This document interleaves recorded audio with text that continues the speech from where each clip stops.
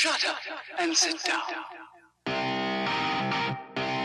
Hi everyone, welcome to the FTSQ podcast where we celebrate nonconformity. I am very excited about today's guest, somebody I greatly admire, Sangeeta Pillai. We met a few years ago now at a picnic in Ilford in a park with our good friend Bernie J. Mitchell, who was the guest on last week. So what I know about Sangeeta from a personal level, what drew me to you was you are very passionate, but you're also very warm and very open. They're all things that I love in people. So I think that's why we first of all started talking. But Sangeeta, you have created Soul Sutras, which is a South Asian feminist platform. You're also the host of the Masala Podcast, which is your podcast. But you're a voice, a strong leading voice in podcasting and feminism, and consider yourself a feminist, which is really cool, and female empowerment speaker. You're a change maker, which I love, very FTSQ, and you're a writer, and you've got the same similar background to me, having come out of agency. So a lot of things to talk about today. Welcome. Thank you so much, Lena. I am delighted to be on the podcast with you. I also want to say, even before we start, that you are such an ally. And in my kind of feminist work, in my advocacy, allyship is very important to me. And you're one of those people who always pops up, supports on socials or in person. And I want to say it means a lot to me before we begin. You are so welcome. I don't even think about it. I just like supporting people that say good things and are doing good things in the world. So you are very welcome. So before we jump into your story, which is quite something and pretty amazing, I just wanted to ask you a question that I ask all of my guests, which is, for you, what does non-conformity mean? My entire life, Lena, has been the nonconformist cliche. I was born with this like fire in my belly that made me say no to everything I was being told. So grew up in a traditional family. I was set, we'll talk about it in detail, but my life before I was even born, because I was born an Indian woman, there was a certain path I was supposed to follow. Mm-hmm. And I said, I think, fuck you, very early on without even knowing what those words were. Yeah. And literally my entire life's journey has been one of nonconformity. I love that. This is going to be a very interesting conversation. So leads us very, very nicely then into the next section, which is around, talk to me about, beginning to end, your upbringing, your childhood, going into adulthood, moving to the UK, all the things and the sort of the journey that you have taken as a nonconformist. What does that look like? So I was born in Kerala in India. I grew up in the slums of Mumbai, the first kind of from the ages of about 4 to about, I think, 10 or 11. That's where I lived. My father was an alcoholic. He was abusive. So every night was super violent. Like we didn't know if we were going to live or die. Like it was really, really hard as a child, as you can imagine. And not just that, everything around me was geared. Like I was saying, this was kind of 1980s India, right? Women were born, they went to school, they went to college, they were married, they had babies, and that was it. Like the best thing I could hope for as a girl then was that some nice guy would marry me. That's what I was told, that if you're lucky, somebody nice will marry you. That was the extent of my ambition and my life, goals. But I just had this thing. I was just born like this. And I just kept saying, but why this? But why not that? I don't want this and I don't want that. It made me very much the problem child in our family. They were like, what's wrong with you? All these other girls are doing what they're told. Why is it that you have to be different? But that's the thing. I was just different. I was born different. I knew that the life I was being programmed to lead was not for me. I knew that before I could speak. I knew that. And I just kept challenging these ideas of what it meant to be an Indian woman. I refused to have an arranged marriage. I refused to find a nice, safe job, which is what, like teaching, whatever, when you came home at 3 p.m. and you didn't have to work late. I chose to work in advertising, which often meant late nights and pitches and working with men. I cut my hair really, really short. I'd wear these kind of really short skirts, which was a huge problem in somewhere like India, where you were meant to like completely cover up. Even then as a teenager, I started to verbally challenge my family as well to say, I'm not doing this, I'm not doing that. There was a time when they were like, oh, well, you have to have an arranged marriage. I said, no. And there was one particular instance that I still remember where they ignored what I said and this boy came to see me. And when I say a boy, it means a prospective groom. Right. Just turned up. And I came home from like college or wherever it was. And I saw, and then I was so incensed by this that I came out of the kitchen in my pajamas. I tied up my hair, smudged my eyeliner, and came out in this like horror of and Indian arranged marriage scenarios. The girls dressed in these saris and like jewelry. And there I am in these really faded pajamas.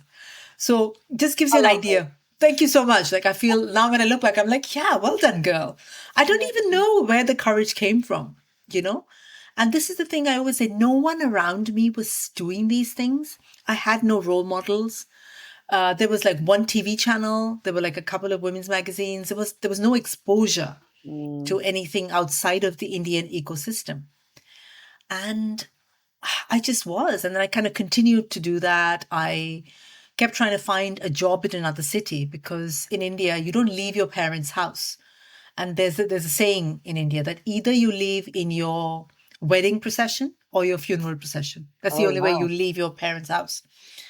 But I found a third way. I got a job in another city and I took a taxi to the airport to get my flight. So it continued in that way. I moved to Bangalore. I kept trying to find another job in another city because I knew that was one way out. Moved to Bangalore. I went to Goa for like this random break because I didn't know anyone in Bangalore.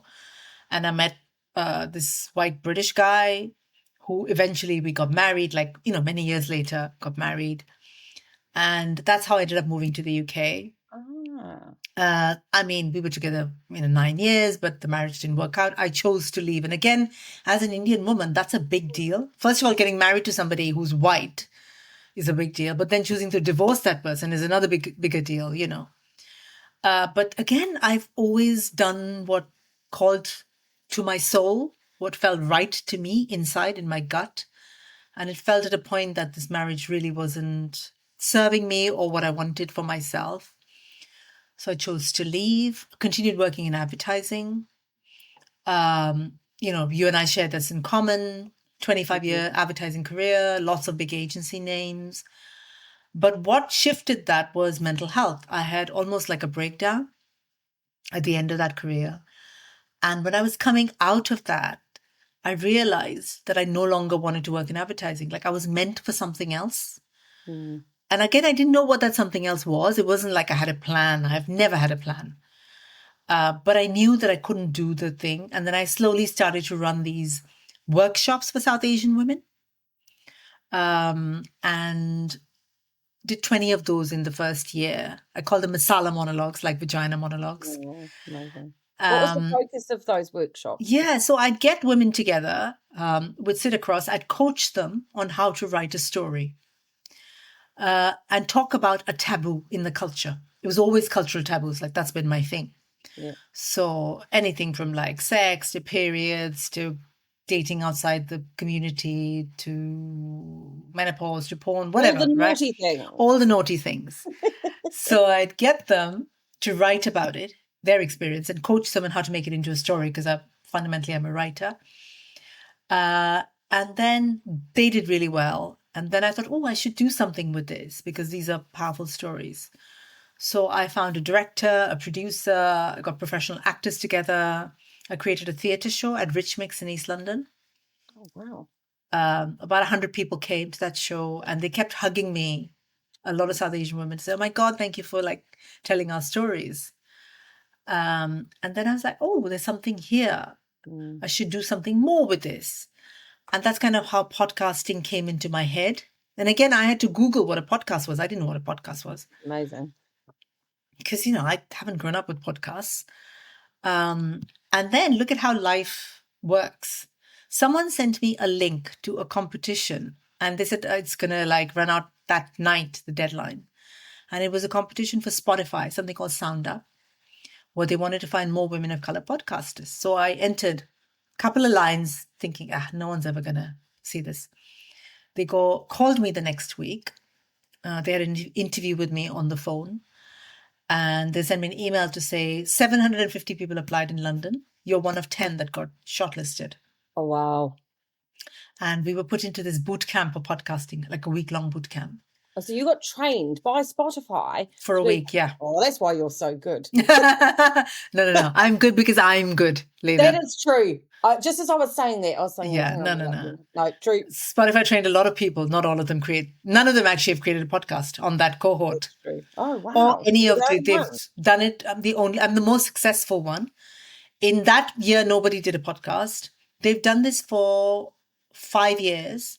I think mine is one of 2 podcasts that have come out of that. And mine's the most successful one that's come out of that. They give me as an example when they have the new cohort saying, hey, this is what you can become. So yeah, there was a week-long boot camp, but it still took me another year. And this is important because I didn't know anything. Like, what do you do with a podcast? Where does it sit? How do you market it? Like, I didn't really know. It took me a year to then learn, watching a lot of tutorials online, following people, going for talks, reading stuff. And 2019, I think, was it November, is when I launched the podcast. 2018 is when I won the competition in November. 2019, I launched the podcast. I invited Spotify to the launch, and they came and they liked what they saw. They offered to sponsor the podcast. So they sponsored it for 3 years. So I was a Spotify original for 3 years. Me and Michelle Obama the same year. That is amazing. I like that. Just leaving it out there. Yeah. I did a whole Instagram post saying, guess who else is a Spotify original? Me and Michelle Obama. Lovely. So that's kind of how the journey started. And, the awards just came. I won like 6 British Podcast Awards. I was featured everywhere from the BBC, Guardian, Cosmo, Evening Standard. I've been on these giant billboards in New York and London. And here's the thing. All of it happened organically. I haven't paid anyone to do any of this. Yeah, that's pretty amazing. And actually, do you know what's interesting about that is there's so many people out there that have something to say, don't always know how to say it, don't know how to start. And I think your story, particularly around getting Masala podcast up and going, is that A, it's not fast. B, even with the support from somebody like Spotify, it's graft. But at the same time, if you're driven by purpose, which you clearly are, to stick with it. I'm going to ask you a question. I'll let you carry on a minute. But I have a question to ask. We're done. Like, we can carry on. Kind of jumped into my head, really, which was you've clearly listened to your instinct and your gut all the way through, something I am a massive component of.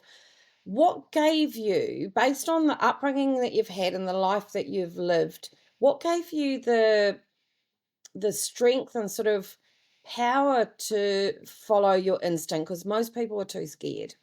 I agree. But also, did you feel scared even though you did it anyway? I am constantly scared, Lena. Even now I am scared. I'm doing another project and it terrifies me. So the thing I'm here to say, it never stops. Thank you so much. You never stop being afraid. Yep. Anybody that tells you that one day you'll be successful and it goes away, it's just bullshitting you. Yep. You will always be terrified. And I think it's good to be terrified because it just shows that you're pushing. Like, if you get comfortable, you know what you're doing and you can carry on. For me, I do this to myself every couple of years. I'm doing something that I have no clue how to do. I have no idea how to do this thing. And then I'm terrified again and I'm back to square one and I'm like, oh, but how does this thing work? But that's my thing. Yeah. And going back to your first question, how did I have the courage? I always did, Lena. I always did. I don't know where it comes from. I feel like it's a divine thing sometimes. I feel like I was given this purpose. because I'm meant to create change in the world. Like, that's why I'm here. I very strongly feel this sense of purpose. Helping women and girls. That's why I was born. And that's why I continue to do this work. And I will continue to do it until my dying day. Like, I know this. I don't know where it comes from, but I just know it. And I have known this very, very surely. Because how else does a young girl in Mumbai with zero skills, zero knowledge, zero everything, like I had nothing. What made me stand up and said, I don't want this and I'm not having this? I could have been killed. You know, it happens. Yep. I was lucky not to be. But I don't know where it comes from, but I know it has always been part of me. Always. It's interesting. I find the fact that it's always been in you, and also, but you also listened to it as well, because a lot of people will push it down or go, yeah, I want to do this thing, but it's not the right time or what have you. Because I get asked that question as well. They go, oh, you're fearless, you're this, you're that. And I go, oh, actually, I'm actually not. No. I'm petrified most of the time. Me too. But like you, I just go, but the alternative of not doing it is worse. Yes. You know? And I didn't have to face half of what you've had to do with you know, culturally and so forth, although culturally I did with religion, but that's another story. But, you know, I get where you're coming from, but I think what you represent also for a lot of women, but not just women, I think for everybody, women in particular though, is that we need to listen to our souls and our purposes and delve into them more than I think we do. I think a lot of us push it down. And it's not our fault, because the world we live in is constantly telling us very different messages to what our souls or our, you know, whatever you want to call it, tells us. Because we always know what the right thing to do is. We always know. But it comes up and then another voice goes, oh, but this other person knows better. This media knows better. The senior person in my organization knows better. This friend knows better. This family knows better. Whatever, right? We have been taught as women to outsource our sense of self completely. That's completely. A good one. Outsource sense of self. So true. So true.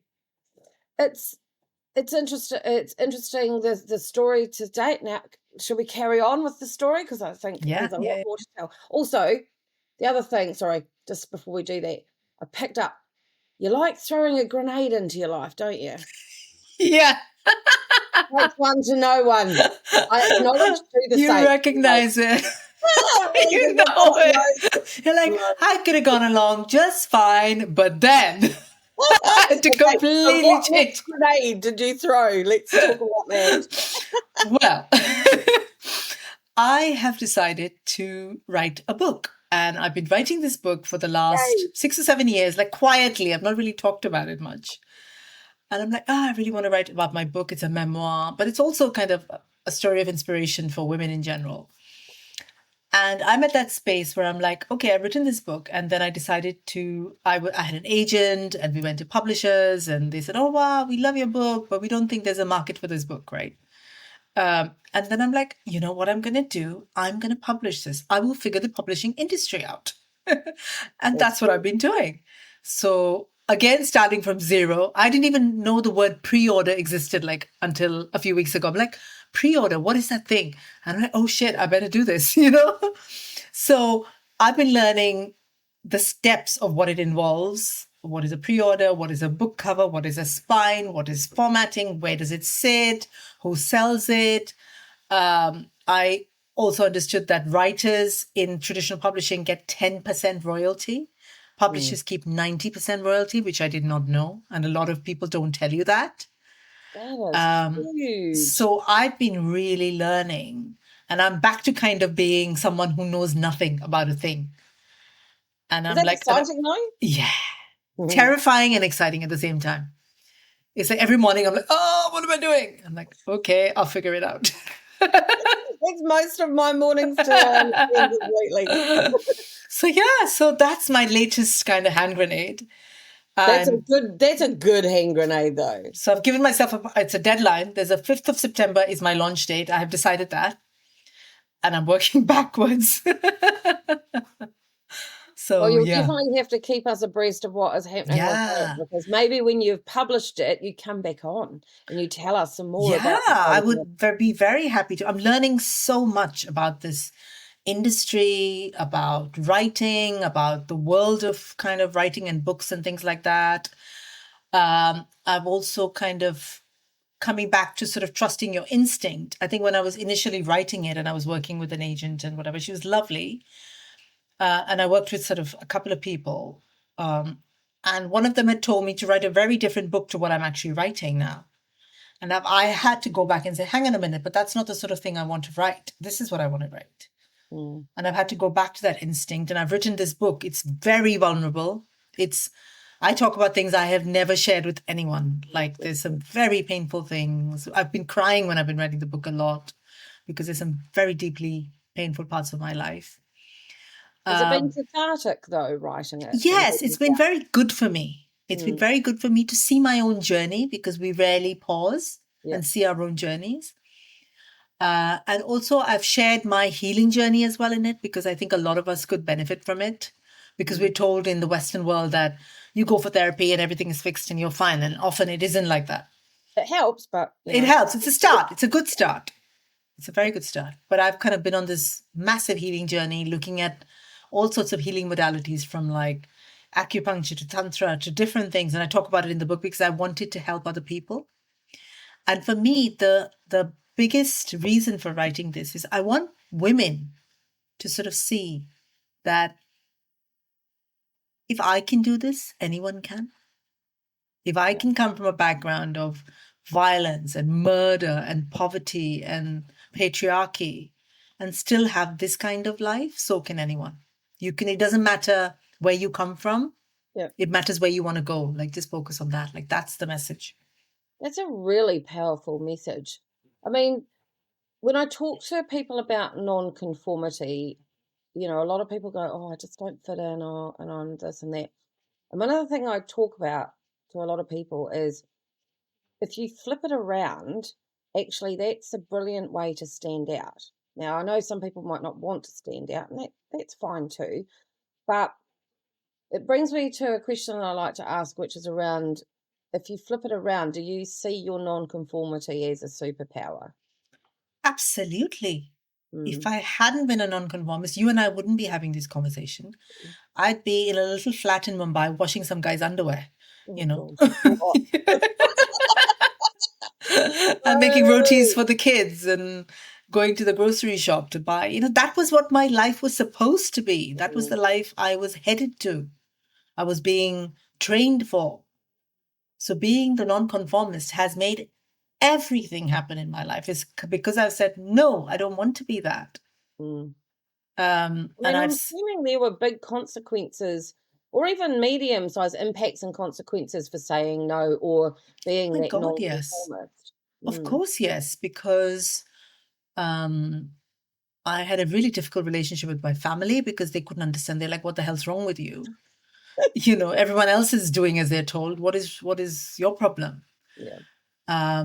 They had a lot of shame from society. Like every day my mom would step out and people would ask the neighbors, oh, when's your daughter getting married?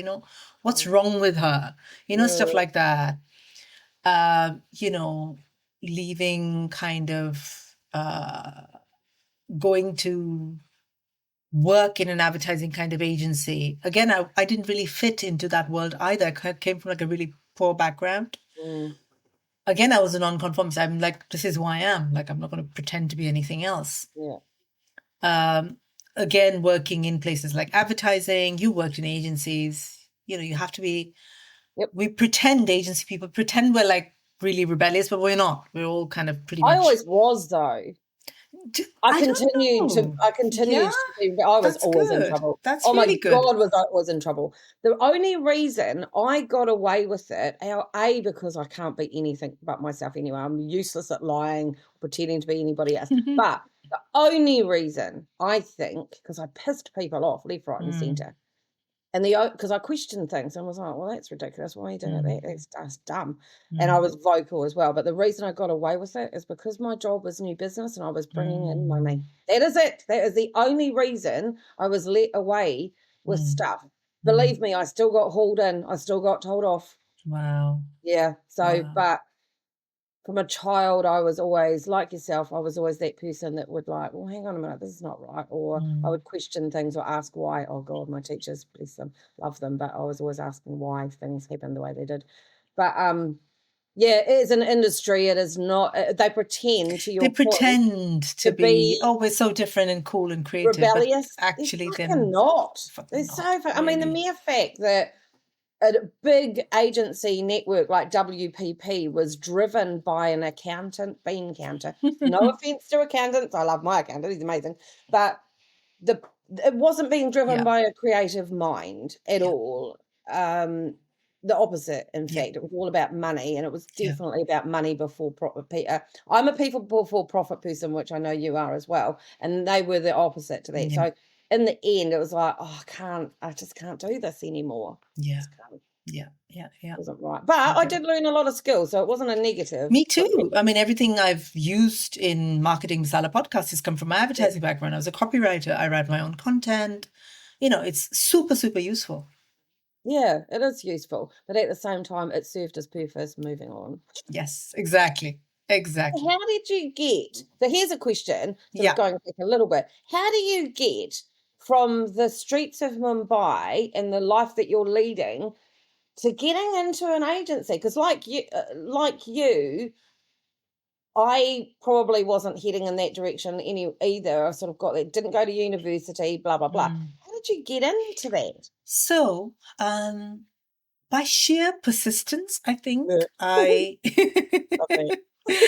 I remember the reason I wanted to work in advertising is someone told me you can write and they'll pay you to write. I'm like, really? Books have been my life, my entire life. I love words and books, and I've always been excited. So someone told me about this copywriter job, and I'm like, oh, that sounds good. You know, like I can write and they'll pay me for it. And I remember creating these medicine boxes, and I put like this, I rewrote my CV as a prescription. Oh, that's genius. And then I dropped it off to all the advertising agencies in Mumbai. I must have created like 50 of them. And I literally rock up to the reception and I say, this is because I knew otherwise I wouldn't get in. Yep. Like, there was no way on earth I would get in. Yep. And then one of the agency heads noticed it and they called me back and said, okay, we want to meet you. That's how it happened, because otherwise, I didn't know anyone, I didn't dress properly. I didn't speak well, like I was just a naive little 21-year-old, never been out of North Mumbai. It was crazy. And I still had to get to commute. It was a 3-hour commute each day. Yeah. Wow. In trains. Like anytime someone complains about the London Underground, I'm like, you have no idea how difficult it can be. Yeah. So the train would pull up and we would have to jump in before the train stopped. Because if you waited until then, it was too full. You couldn't get on the train. You couldn't get to work on time and you wouldn't get paid. So it was still very hard. And there were like, hundreds of people in a little compartment that's meant to hold like 30 people. It was really hard. I write about it in the book as well. So it was very, very hard. Bombay, I call it Bombay because that's how I grew up saying it. Bombay life is you either live or you die and no one gives a shit either way. Yeah. So you've got to really just be dogged and keep at it and keep at it and keep at it. Every single day you get up and you do it. And it's hard, but you do it anyway. What's jumping out at me, because I have, as you well know, I have another podcast that I'm on, which is Creatives with AI. And what's coming out a lot at the moment is about the impact AI is having on jobs, job roles, applying for roles and so forth. Yeah. The theme that's jumping out is the doggedness and the resilience and the keep going. Because I think there's a lesson here for younger people and even people, coming up to our age and so forth, that I know are struggling to find jobs and so forth. That standing out thing. Like, if you were to advise those young people, like what you did about applying for that job, massive standout. I think a lot of people are struggling to stand out at the moment. What would you advise those young nonconformists to do at the moment? Think about, if you're looking at a position or a role, if that's kind of what you're looking at, think about what you can add that's unique to you. and then find a way to pitch it to them. And if the kind of AI system doesn't allow your CV to go through, find another way. Get on LinkedIn, find out who works there, DM them, ask them for a coffee. Like you have to, the thing I've done in my life, I've never even thought about it, but I have done consistently, is not give up. Because if I gave up, I'd be, I wouldn't be here. There've been so many hurdles in my life. If I gave up at any one of those points, I'd be gone. And that applies to every single one of us. Look, life is full of bumps. Nobody has an easy life. Even if you look at Instagram and they seem to be living their best life, it's lies. Yeah. Right? It's just lies. Let me tell you that. So if any young people are listening or older people or whatever, just remember this, every single person has bumps in the road. That's a given. Yeah. The key is, what are you going to do about it? And there are things we can do about it, whatever it is. Until we die, we have choice. That's how I see it. Until you're not here anymore, you don't have a choice. But until then, you have a choice.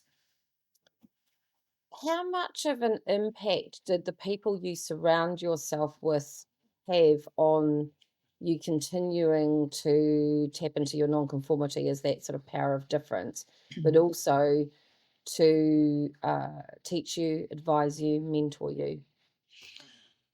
I have sadly not had any mentors in my life. But I say sadly, but maybe that's a good thing. I don't know.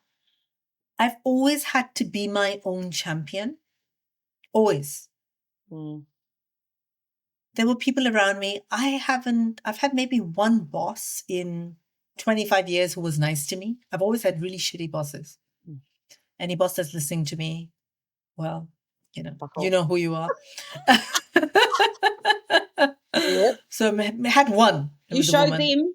Who was good. So it's great if you can have a mentor. But I've come to believe, particularly at this age, in this stage in my life, that be very, very careful who you surround yourself with. Yeah. Because if you're with people who bring you down, your energy is going to come down. Yeah. And also remember, your body knows if someone's lifting you up or pulling you down. It's a very simple thing. You know it in your gut. Each time you interact with them and you leave, look back and say, how does this person make me feel? And if they're lifting you up, great. Hang out with them, ask them for advice. But if you go away feeling, despite their words might be saying one thing, but if the feeling says, oh, I don't know, I actually feel pretty rubbish every time I leave this person, they're not right for you. So be very, very, very selective who is around you. Which I think as young people, we don't. I mean, I remember. I didn't know that. I've only learned it now in my old age, I've definitely been getting better at it as I've got, hitting my 40s and then 50s. I've definitely culled the herd, for want of a better word. I mean, some of them are self-culled, to be honest. Yeah. And I'm definitely now very careful who I give my energy to, because when I do give it, I give it wholeheartedly. Yes, exactly. From what I've noticed. Yeah, absolutely. So do I. And think of it almost as a preservation skill. If you want to give in the world, which we both do, we need to have. And how do we have the energy? Is by surrounding ourselves with the right people. Yeah. It's an age thing though, because when at 20, somebody tells you, you're like, rubbish. My friends are great. And in saying that though, I mean, that is the power of a podcast and a platform that you have though, is that you are able to tell stories that might resonate faster with younger people than maybe in the past. Very true. Very, very true. In fact, a lot of my audience are young. Oh, that's cool. Yeah, I've got like early 20s to like 50. That's my audience. It's a very broad audience, which is not usual for a podcast. It's a mindset thing. It's a mindset thing, though, isn't it? Yes, exactly. It's not an age thing. Less demographic, more mindset. It's quite fascinating. So, nonconformists, I always look at them and both look back in history and go, all those people, you're a change maker yourself, all those people that have changed the world, in my opinion, have always been buckers of systems and nonconformists, right? Yeah.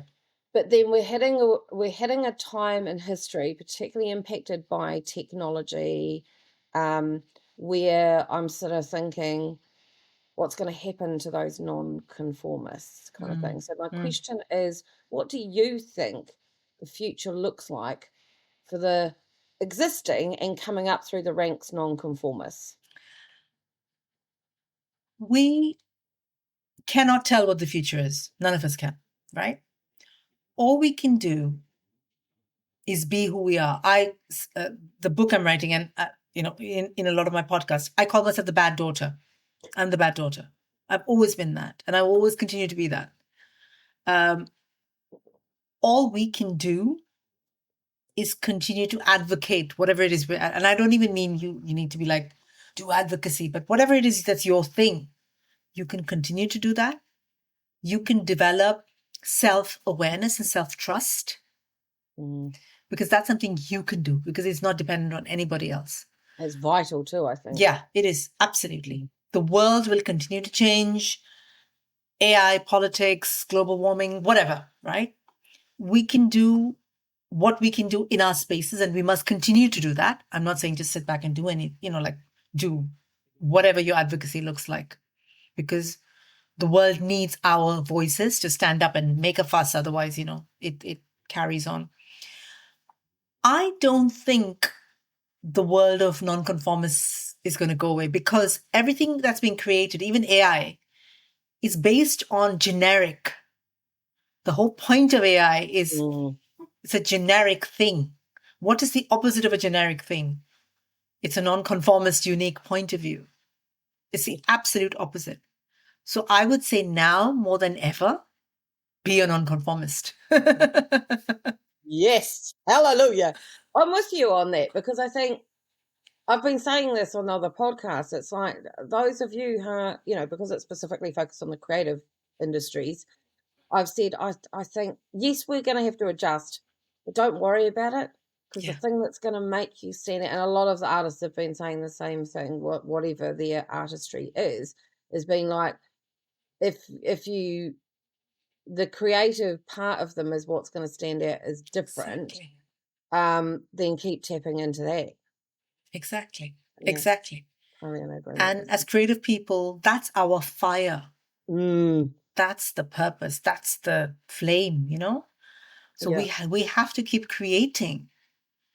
And the opposite of creativity is fear. Yeah. When fear comes in, which is what things like AI are creating within creative industries, like, oh my God, it's fear, fear, fear. You cannot be creative if you're frightened. Creativity demands. Actually, I'll adjust that and I'll see if you agree. It's not the AI that's causing the fear. It's the people. Yes. Are causing the fear around AI. Because AI is like... It's a thing. Yeah, exactly. Exactly. You're right. Humans, we throw this fear-mongering crap. Yes. I mean, that's why the Trumps and the Hitlers and the Putins like fear-mongering, right? Yes, absolutely agree. Not cool. Absolutely not cool. And I think the nonconformists have to keep pushing on that. Yeah. For sure. Yeah. So the final question actually is around which nonconformists you admire and why. And potentially could they come on to the podcast? Oh, my podcast. So do you have any you admire, people that have stood out for you over the years? Yeah, quite a few. Funny enough, we were talking about Michelle Obama. I think she is one. Yeah. Because she is like no first lady ever before or ever after. I don't know why she just came into my mind. I think because we spoke of her before. So she came into the White House and she could have done the whole, like, I'm a president's wife and I throw dinners in little gowns kind of thing, right? Yeah. She didn't. No. You know who she is. You know what she believes in. You know what she stands for. She's out there even now talking and, fighting and whatever. She's someone I admire. I always have. She always had an equal voice to him as well. Exactly. Yeah. And she really changed the paradigm for the First Lady. Yeah. So the first lady We'll always take it before. now, but Yeah, well, let's not go there. Where the first lady was supposed to be like this quiet person in the background propping up the president. Mm. That was all she was meant to be. She was never supposed to have a voice of her own. She's just supposed to look pretty. And, and Michelle Obama always she was very much neck and neck with the president. Yeah. To me, that's incredible. She's a Yeah. nonconformist, I think. Yeah, I'd agree. Yeah. So she's one that comes to mind. There are loads, I'm sure. There's so many amazing women in the world. Growing up, did you have any that you saw, maybe famous people or even not famous people? Like people I you knew? didn't, actually, wow. which is what was really, that's how my life was. I didn't see anyone that was different or trying to be different in any way. They were just following what they were told. Like, that was my life. I didn't really see anyone. Mm. I think the only thing probably that helped me was like reading. I used to read a lot. Right. And although directly I didn't read about like Gloria Steinem or anything, I didn't know the word feminism existed, until my late 20s. I never heard of it. But even reading about other worlds that existed outside my own, like I'd read about, I don't know, Jane Austen and Dickens and Famous Five and whatever else. I was a classic lover. Me too. Yeah, I read a lot of that. High five. Lorna Doone and yeah, all of that. Yep. So while they were not directly like, hey, here's a woman who's doing amazing things, it was just like, oh, so there is another life that is possible. Not this life isn't the only life that I'm being told. Oh, that must have been such a beacon for you. That really was. Yeah. That really, really was. That's pretty cool. So actually, in some ways, the writers maybe. Yeah. The books. She became a writer. So that's pretty became cool. a writer, which is now it makes total sense. Books were my entire life, growing up, and they're still very beloved to me. When I feel stressed, I go into a bookshop. It really calms me down. Picking up a physical, I read every single day. Like I have books by my bedside. They've been a constant through my entire life. Yeah. And this dream, like one day I thought, one day I might write a book. And there you are. I am. So excited. I mean, we'll definitely, like I said, we'll definitely have you back on for that. Let us know, keep us informed on what's going on with that. I think I've been constantly inspired by what you do. I also love how vulnerable you allow yourself to be particularly on LinkedIn, but other places, and the fact that you've got the podcast, you're on YouTube, you're constantly on stages. If anybody gets an opportunity, I think you're going to be doing something for the podcast show coming up. So next week, Wednesday and Thursday, I'm running 3 panels, running 2 panels, speaking in 3 panels. One that's really interesting is women leaders in podcasting. What will it take? What day is that? That is Thursday, 9:30 a.m. Thursday, 22nd, 9:30 a.m. I'd love for you to be there because I think you'd enjoy it. Okay. I think I'm going the first day. Yeah, I don't know. Anyway, hopefully I'll get to see you. That would be great because, and again, if anybody's going, definitely. Yeah, because it'll be an unfiltered conversation. I'm not going to be polite. Yes. I'm going to talk the truth about why it is so impossible for women to be leaders in podcasting, why like 50% of the population female listens to podcasts, but like some 25% creates a podcast. In the top 10 podcasts, I did a whole article on LinkedIn, which I think you were very supportive of. There's one podcaster in a list of like 60 or 70, making the money, being on the charts, getting recognition, but women don't seem to get it. So that's what I'm going to talk about. Yeah. So from a timing perspective, when this goes out, I think that podcast may have already, the podcast show may have already happened by that point. However, what I'll do is we'll put it in the social medias leading up to that. And also once it goes out, we'll put the link. I'm assuming they'll be recording. Yeah. They'll be recorded. We'll put the recording in so people can go and have a listen if they didn't get along. So yeah, we'll do that in the show notes as well as all of your different places that they can find you. We'll chuck that in there. Oh, well, it's really exciting. Yeah. For you. Lots going on. There's a lot going on. Lots of good things are going on. Terrifying things are going on. Exciting things are going on. I feel you. Well, look, thank you so much for coming on. I knew you would make a really good guests coming onto the show talking about nonconformity, because you just ooze nonconformity, which I just adore. Thank you. It is why we keep coming together Yeah, on different I things. agree. I mean, I think at some point we're possibly going to work on something, but we'll see. I think the universe at some point will probably do something, I think. Yeah. Thank you so much for your time, for being so inspirational and so open about what your life has been like and so forth. Very much looking forward to the book. Thank you. I will definitely be consuming that once that comes out. Yeah, I'm going to invite you to the book launch as well. Oh, I'd I love would for you love to be that. there. Yeah, that would be absolutely amazing. But look, thank you so much for your time. Really appreciate it. Thank you so much for having me. It's been an absolute pleasure. Oh, it's been an absolute pleasure. And I just want to say thank you to our listeners for listening in today. And take care of yourself and keep on being the amazing nonconformist you are. See you later, everybody.